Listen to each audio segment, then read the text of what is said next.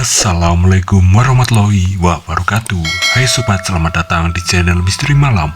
Malam ini saya akan membawakan cerita kisah tentang kejadian mengerikan camping di Danau Angker. Jangan lupa like, komen, dan subscribe, nyalain juga lonceng notifikasinya agar tidak ketinggalan cerita-cerita misterius lainnya. Semoga kita diberikan kesehatan, rezeki, dan perlindungan, amin. Tanpa lama-lama lanjut saja ke ceritanya. Saat malam mulai menjelang dan suasana sekitar danau menjadi lebih gelap, Teguh, Agus, dan Yoga memutuskan untuk memasak makanan di area camping mereka. Mereka sedang sibuk dengan persiapan makan malam ketika tiba-tiba terdengar suara geraman aneh yang sangat menyeramkan. Suara tersebut datang dari arah semak-semak di tepi danau, membuat ketiganya berhenti sejenak. Dalam keadaan yang semakin mencekam, mereka memutuskan untuk segera menutup tenda dan masuk ke dalamnya untuk merasa lebih aman. Begitu berada di dalam tenda, suasana menjadi semakin tegang. Tiba-tiba mereka mendengar suara langkah kaki yang terdengar seperti langkah kuda.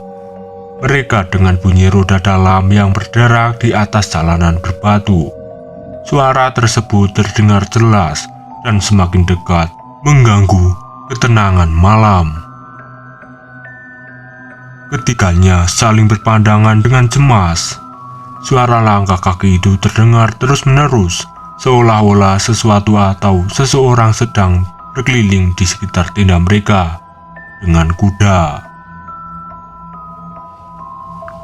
Tepat setelah langkah kaki kuda yang misterius mulai menghilang, tiba-tiba hujan lebat turun dari langit, menghantam tenda mereka dengan keras.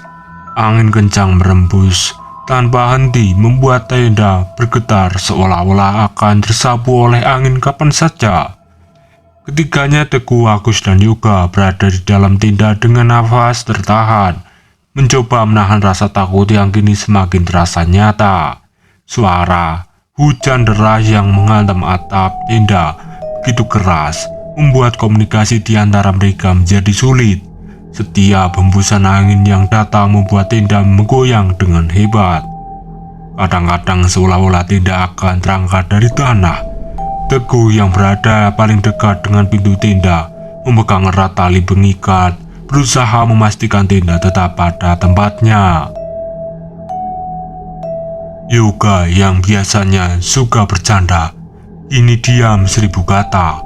Matanya penuh dengan kecemasan menatap luar tenda yang mulai basah, dipenuhi kabut tebal. Agus yang duduk di tengah-tengah mencoba menenangkan diri sambil memegang erat ransel yang berisi barang-barang penting. Suasana mencekam. Hujan deras membuat air mulai merembes sedikit ke dalam tenda, dan angin menggoncang mereka tanpa ampun. Mereka menyadari satu hal yang membuat situasi semakin mencekam. Di tempat ini, di tepi danau yang terpencil, mereka sendirian. Tidak ada seorang lain selain mereka bertiga. Hutan yang rapat di sekitar danau, tebing-tebing yang curam, dan kabut yang terus melimuti membuat perasaan kesepian dan terisolasi semakin kuat. Setiap suara angin dan hujan seolah-olah bertegas bahwa tidak ada bantuan yang akan datang. Di tengah deru hujan dan gemuruh angin, mereka hanya bisa berdoa dalam hati agar mereka tidak roboh dan berharap cuaca buruk ini segera berlalu. Namun, perasaan bahwa ada sesuatu yang tidak terlihat mengintai dari luar tenda terus menghantui mereka, menambah ketegangan yang seakan tak pernah berhenti. Setelah beberapa lama berusaha menenangkan diri di dalam tenda yang terus digoyang angin, Teguh, Agus, dan Yoga akhirnya memutuskan untuk tidur. Mereka berharap bahwa dengan tidur pikiran-pikiran negatif yang menghantui mereka akan sirna.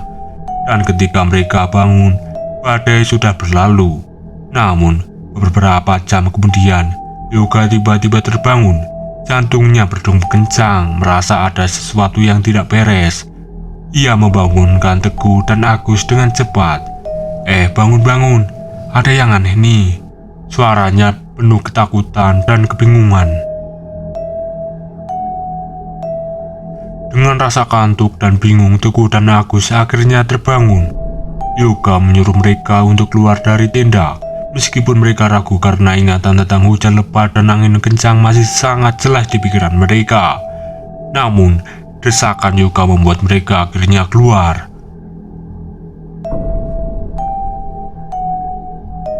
Ketika mereka melangkah keluar tenda, pemandangan di luar benar-benar mengejutkan mereka. Udara terasa tenang, tidak ada suara angin, dan yang lebih aneh lagi, tidak ada jejak hujan sama sekali. Tanah di sekitar tenda yang seharusnya basah kuyup dengan genangan air, ternyata tidak ada, hanya sedikit air. Tidak ada genangan air yang terlalu besar, tidak ada lumpur, tidak ada tanda-tanda bahwa ada badai besar baru saja terjadi. Mereka bertiga berdiri di luar tenda dengan penuh kebingungan. Agus memandangi sekeliling mencoba mencari penjelasan, namun hanya kesunyian dan kabut tipis yang tersisa di sekitar danau. Tadi kan hujannya deras banget, gimana bisa nggak ada bekas air sama sekali? Agus berkata dengan suara pelan, masih tak percaya dengan apa yang dilihatnya. Teguh mengangguk, matanya menyapu setiap sudut, namun tetap tidak menemukan jawaban. Rasa aneh mulai menyerap dalam benak mereka. Apakah badai yang mereka alami berusaha hanya ilusi, atau ada kekuatan lain yang sedang bermain di sekitar mereka? Yoga biasanya suka melontarkan komentar aneh. Kali ini hanya diam, wajahnya penuh ketakutan karena ini lebih dari sekedar fenomena alam yang tidak biasa. Setelah kebingungan dengan apa yang terjadi di luar tenda, Teguh, Agus, dan Yoga memutuskan untuk kembali tidur. Meskipun rasa aneh dan cemas masih menyelimuti mereka, kelelahan membuat mereka terpaksa merebahkan diri lagi, berharap bisa beristirahat sejenak. Namun, pikiran mereka masih dipenuhi oleh peristiwa aneh, hujan yang tidak meninggalkan jejak, serta suara yang tak bisa dijelaskan. Di tengah malam yang sunyi, ketika mereka hampir terlelap, suara yang sebelumnya mereka dengar kembali lagi. Suara langgeng kaki kuda terdengar dengan jelas, seperti seekor kuda yang sedang berjalan perlahan-lahan di sekitar tenda mereka. Suara itu mirip dengan delman yang berkeliling di tanah berbatu, bergema di sekeliling mereka. Teguh membuka mata lebar-lebar, matanya melirik ke arah Agus dan Yoga yang juga terlihat gelisah. Yoga yang saling mendekat dengan pintu tenda, memegang nafas dan berbisik dengan suara serak. Lo denger juga kan? Agus yang sudah duduk mendengarkan dengan cermat. Iya, suara itu lagi. Tapi siapa jalan pakai kuda di tempat kayak gini? Teguh menegaskan, gak mungkin ada siapa-siapa di sini, cuma kita. Mereka bertiga terdiam. Suara langkah kaki kuda itu semakin jelas, melangkah perlahan seolah-olah ada sesuatu atau seseorang yang sedang mengitari tenda mereka. Perasaan was-was semakin kuat. Namun, tidak satu pun dari mereka yang berani untuk keluar dan memeriksa. Pikiran mereka dipenuhi dengan rasa takut yang tak bisa dijelaskan, karena tidak mungkin ada delman atau kuda di tengah hutan dan dekat danau yang terpencil ini. Suara itu terus terdengar hingga sekitar jam 3 pagi. Ketegangan di antara mereka semakin menumpuk, dan jantung mereka berdetak kencang. Mereka hanya bisa berdiam diri, mendengarkan dengan penuh kekhawatiran. Ketika akhirnya suara itu menghilang, keheningan menghentikan ketegangan. Tetapi perasaan tidak nyaman masih membayangi. Teguh, Agus, dan Yoga saling berpandangan, masing-masing dengan ekspresi ketakutan dan bingung. Tidak ada yang tahu apa yang baru saja mereka alami. Dan ketiganya semakin sadar bahwa perjalanan camping ini membawa sesuatu yang lebih sekedar pengalaman alam biasa. Mereka bertiga terdiam dalam ketakutan, terlalu takut untuk memejamkan mata. Pagi tiba dengan sinar matahari yang hangat, dan Teguh, Agus, serta Yoga merasa sedikit lega setelah malam yang penuh ketegangan. Selama seharian itu, mereka tidak mengalami kejadian horor lagi. Mereka menghabiskan waktu di sekitar danau, bersantai, memancing, dan mencoba mengalihkan pikiran dari peristiwa aneh yang menjadi sebelumnya. Namun saat malam kembali tiba, rasa cemas mulai merayap. Rasa cemas mulai merayap kembali di benak mereka. Meskipun hari itu terasa aman, mereka tidak bisa menghilangkan bayangan kejadian malam sebelumnya. Pada malam hari mereka duduk di depan tenda, ngobrol ringan untuk mengalihkan pikiran dari kengerian malam sebelumnya. Tapi sekitar pukul 11 malam, sesuatu yang tak terduga terjadi. Tiba-tiba Yuka yang sedang duduk diam mulai gemetar. Mata Yuka terlihat kosong dan wajahnya berubah pucat. Sebelum Teguh dan aku sempat bertanya, Yuka mulai mengeluarkan suara aneh. Bukan suara Yuka yang biasanya. Kalimat itu diulanginya berulang kali. Suasana semakin keras dan penuh kemarahan. Teguh dan aku langsung terkejut. Mereka tahu ini bukan Yuka. Aku mencoba menenangkan, namun semakin lama perilaku Yuka semakin menyeramkan. Tubuhnya bergetar hebat dan senyumannya menjadi semakin janggal. Suara asing yang keluar dari mulut Yuka membuat bulu kuduk mereka berdiri. Kalian akan aku ambil, terutama anak ini. Suara itu terus bergema dalam kegelapan malam, membuat suasana semakin mencekam. Aku yang merasa panik namun berpikir cepat, mulai membaca doa-doa yang iya. Suara doa Agus menggema di tengah suasana malam yang semakin dingin. Yuka yang kesurupan terus berbicara dengan suara seram. Namun semakin lama suara mulai melemah.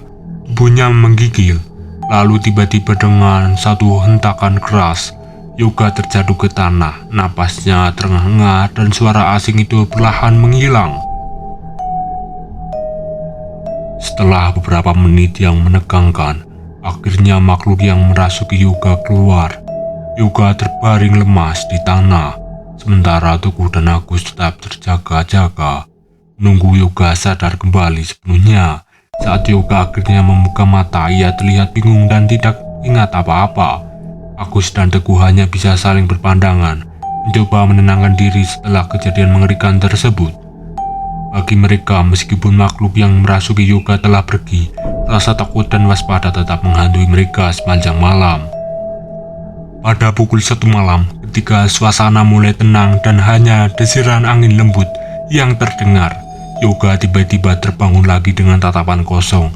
Ia duduk dengan mata yang memandang lurus ke arah pintu tenda. Tanpa peringatan, ia kesurupan lagi.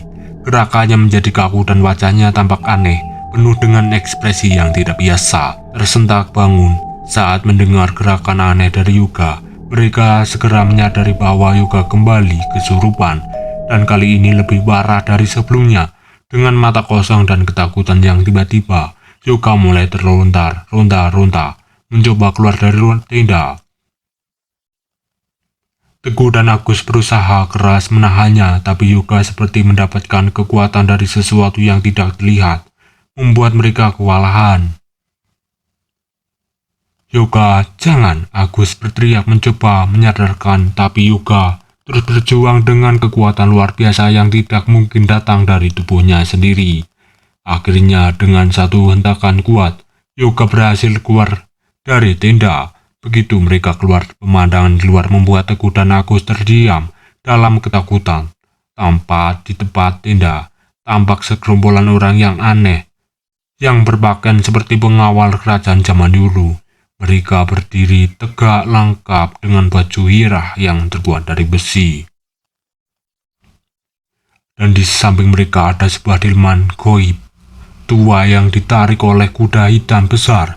Di atas delman itu ada seorang kusir yang memegang kendali, tampak menyeramkan dengan mata yang kosong dan penuh kegelapan. Pengawal yang berdiri di depan delman maju selangkah, menatap langsung ke arah Yuka yang masih berada dalam pengaruh makhluk goib.